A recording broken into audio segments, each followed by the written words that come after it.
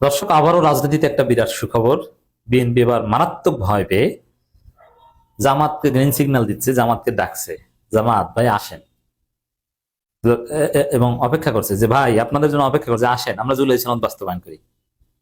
এই ভয়টা বিএনপির মধ্যে বেশি ঢুকেছে শেখ হাসিনা ফেরার যে আয়োজন যুক্তরাষ্ট্র এবং ভারতের মধ্যস্থতায়। শেখ হাসিনাকে ফেরাতে পারবে না, কিন্তু এর মাধ্যমে বিএনপিকে চাপে রাখবে, ভয় দেখাবে। এতে আসলে বিএনপি ভয় পেয়েছে। এখন বিএনপির একটা উপলব্ধি হয়েছে, এটা একটা মজার আলোচনা। বিএনপি এখন আক্ষেপ করছে তারেক রহমান কিন্তু ঘুম হচ্ছে না। তারেক রহমান বলছেন, প্রকাশ্যে বলে ফেলেছেন সামনে কঠিন সময় আসে। প্রধানমন্ত্রী নিজে যখন বলেন সামনে কঠিন সময় আসে, তাহলে বুঝেন যে কতটা কঠিন সময় আসে। কারণ বাংলাদেশের রাজনীতিবিদরা সংকটকে গোপন রাখেন, বলেন না, বলেন যে কিছুই হবে না, আরে কিছু না, এই যে হামে মারা যাচ্ছে এটা একটা প্রাদুর্ভাব, প্লাস এটা একটা কি বলে মহামারীর মতো ছড়িয়ে পড়েছে, সরকার নিয়ন্ত্রণ করতে পারছে না, অথচ এটা গোপন করছে। বাংলাদেশের সরকারগুলো চরিত্র হচ্ছে যে সংকট গোপন করা। কোনো ঝড় বন্যার কবলেও যদি হাজার হাজার লক্ষ মানুষ মারা যায়, ওটাও গোপন করে, সংখ্যা গোপন করে যে না কম মানুষ মারা গেছে। তো দর্শক, সেই বাংলাদেশের সরকার প্রধান বলছেন যে সামনে কঠিন সময় আসছে, মারাত্মক ভয় পেয়েছে এর ফলে বসে। এখন এই কঠিন সময়টা মূলত শেখ হাসিনাকে ফেরাকে কেন্দ্র করে বলছেন, কারণ বিএনপি ভয় আছে যে সেনাবাহিনী, প্রশাসন এবং বিচার বিভাগ শেখ হাসিনার পক্ষ নিয়ে নেয় কিনা, কারণ এরাই তো আছে, চুপ্পু তো সে আগের মতোই আছে, এই ভয় আছেন। এখানে আহ জুলাই সনদ পরিপূর্ণভাবে বাস্তবায়ন করা মানে শেখ হাসিনা কোনোদিন ফিরতে পারবে না। জুলাই সনদ বাস্তবায়ন পরিপূর্ণভাবে করলে কিন্তু শেখ হাসিনা ৭২ সংবিধান, শেখ হাসিনা যে সেট আপ, এগুলো কিছুই, এমন কিছু পুটুপু কিছুই থাকে না। এখন বিএনপি আক্ষেপ করছে যে জুলাই সনদটা যদি আগে ভাগে বাস্তবায়ন করতাম, তাহলে তো শেখ হাসিনা আসবে এই ভয়ে তারেক রহমান ঘুম হারাম হতো না। এখন বলছে যে ঠিক আছে, তাহলে আমরা জুলাই সনদ বাস্তবায়ন করার চেষ্টা করি। বিএনপি আরো নানান ক্ষেত্রে আক্ষেপ করছে। যেমন বিএনপি হাসিনা পালানোর পর বিএনপি চিন্তা করেছিল যে এখন আমাদের, হাসিনা পালানোর পর জামাত চিন্তা করছে যে দেশটাকে গড়ে তুলতে হবে, দেশটা ধ্বংস হয়ে গেছে, হাসিনা পালিয়েছে, গণহত্যা, কত লাশ, গণকবর, আমরা এটার একটা বিহিত করি এবং এর বিচার করতে হবে, এবং মানুষ যেন খেয়ে পরে বাঁচতে পারে। কারণ সরকার পালালে দেশের অর্থনৈতিক অবস্থা খারাপ হয়ে যায়, ব্যাংক ট্যাঙ্ক সবকিছু লুটপাট একটা সম্ভাবনা থাকে। তো জামাত ভাবতেছে এগুলো নিয়ে, যদিও জামাত ক্ষমতা কেন্দ্রিক তৎপরতা অতটা তখন বুঝেও নাই।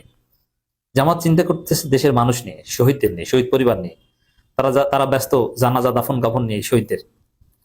আর বিএনপি তখন ব্যস্ত কিভাবে ৩ মাসের মধ্যে ক্ষমতায় আসা যায়। কারণ বিএনপি দেখেছে যে আওয়ামী লীগ নাই, অতএব ক্ষমতায় তো বিএনপি আসবে, এটা তো একদম 100% নিশ্চিত, জাস্ট নির্বাচনটা হলেই হলো। সেই হাসিনা যখন বিমানে ওঠে, তখন বিএনপি নেতারা আলোচনা করে কিভাবে ৩ মাসের মধ্যে ক্ষমতা আসা যাবে। আপনি চিন্তা করেছেন ক্ষমতার লোভ? মানে কিছু লোক দেখেছেন না, একদম ওইরকম, যে বাবা মারা গেছে, সন্তানরা জায়গা জমির ভাগ বাটোয়ারা কমপ্লিট করার আগে দাফন করতে চায় না, লাশ উঠানের এক কোনায় ফেলে রেখেছে, আরে আগে ভাগ করো। বাবার লাশ আমি দেখেছি দাফন করতে দেয় না সন্তানের জায়গায়, যে অমুক সন্তানের নামে লিখে দিয়েছিল, তার জায়গায় দাফন করুক, আমার জায়গায় না। চিন্তা করেছেন? আছে, মানে এদের মৃত্যু, লাশ, বাবা মা, কারোর প্রতি কোনো আবেগ নাই, ধন সম্পদ এগুলোই হচ্ছে তাদের কাছে সব।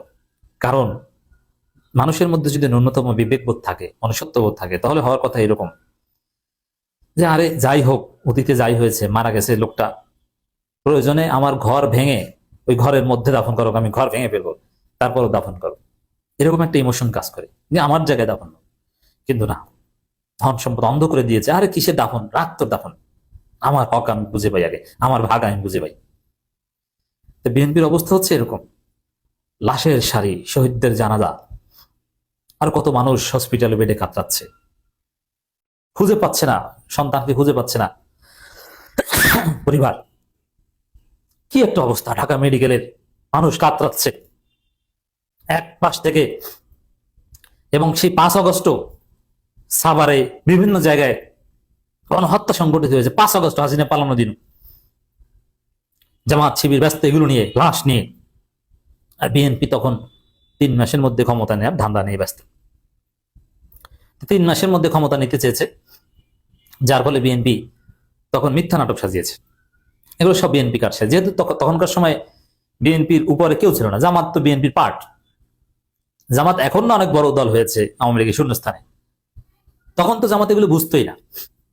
জামাত নিষিদ্ধ পার্টি, জামাতের তো এরকম কিছু বলার তেমন অধিকার ছিল না।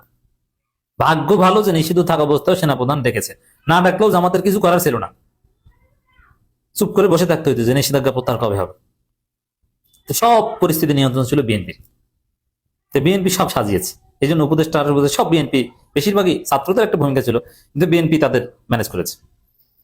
এবং বিএনপি তখন এভাবে নাটক সাজিয়েছে যে না, হাসিনার সংবিধান অনুযায়ী পদত্যাগ করেছে, এভাবে নাটকটা সাজান। তারপরে সংবিধান অনুযায়ী আপিল বিভাগের রেফারেন্স দিয়ে একটা সরকার গঠন করেন, তারপর সংবিধান অনুযায়ী 3 মাসের মধ্যে নির্বাচন দিয়ে দেন। কারণ সংবিধান অনুযায়ী সবকিছু করলে 3 মাসের মধ্যে নির্বাচন দেওয়া সাংবিধানিক বাধ্যবাধকতা। এই কাজ বিএনপি করেছে।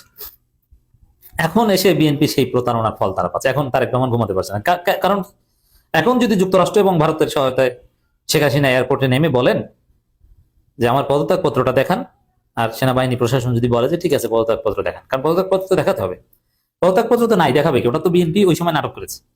আপিল বিভাগের রেফারেন্স দেখান, নাই তো কি দেখাবে? ওটা সব ভুয়া। বিচার লোকটা সব পালাতক ছিল, কিসের রেফারেন্স দিয়েছে? তো দর্শক, এখন বিএনপি বুঝছে যে না, কি ভুল হয়েছে। এই জন্য বিএনপি জুলাই সনদ বাস্তবায়নের ক্ষেত্রে আবার একটু নড়ে চড়ে বসেছে যে না, অতীতে ভুল হয়েছে, এখন তো আমাদের মাথা খারাপ, তার চাইতে জুলাই সনদটা তাড়াতাড়ি বাস্তবায়ন করি, দেখি হাসিনা ফেরানো যায় কিনা। এরপরে বিএনপি ভিতরে অভ্যন্তরীণভাবে কিছু মিটিং টিটিং করেছে গত 3-4 দিন আগে, এবং জামাতকে বলছে যে জামাত, আপনারা নাম টাম দেন, আপনারা আসেন, আমরা জুলাই সনদটা তাড়াতাড়ি বাস্তবায়ন করে ফেলি, হাসিনাকে ঠেকাই, হাসিনা এস্টাবলিশমেন্টকে ভেঙে চুরে ফেলি। এখন জুলাই সনদ বাস্তবায়নের ক্ষেত্রে বিএনপি টনক নড়েছে। তবে জামাতকে ডাকছে, এই 2-3 দিন আগেও জামাতকে বলছে যে জামাত আপনার নাম দেন, আমরা কমিটি গঠন করি, আমরা জুলাই সনদ বাস্তবায়ন করি। এটা 6 মাস, যেহেতু 3 মাস হয়ে গেছে, আমরা দ্রুত এটা করে ফেলি, আর 3 মাস আছে, একদম শেষ সময় পর্যন্ত যার দরকার নেই, দ্রুত করে ফেলি। কিন্তু জামাত এখন পর্যন্ত রিপ্লাই দেয়নি, কারণ জামাত পদ্ধতি নিয়ে, প্রক্রিয়া নিয়ে একমত হতে পারেনি। তবে বিএনপি বলছে যে জামাত আসেন, তালিকা দেন, আমরা জুলাই সনদটা তাড়াতাড়ি বাস্তবায়ন করে ফেলি, হাসিনার ভয় থেকে আমরা একটু দূরে থাকি।